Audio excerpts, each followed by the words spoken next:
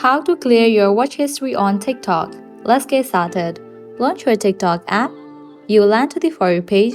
At the bottom, you're gonna find different options. Click on the option of profile. Once you land to the profile page, at the top right corner, you will find 3 bars. Click on it. Now head towards the option of settings and privacy.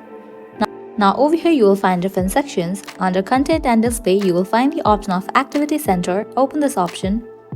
Now go ahead and click on the option of watch history.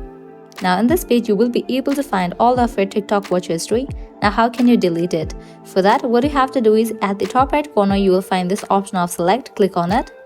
Now go ahead and select the videos that you want to delete. If you want to delete all the videos, you can check in for the option of select all watch history. Now click on delete. Delete all watch history from past 180 days. Click on delete. With that, all of your watch history will be deleted. So this way you can easily clear watch history on your TikTok account. At the end, if you guys find this video helpful, don't forget to like, share and subscribe to our channel. Thank you.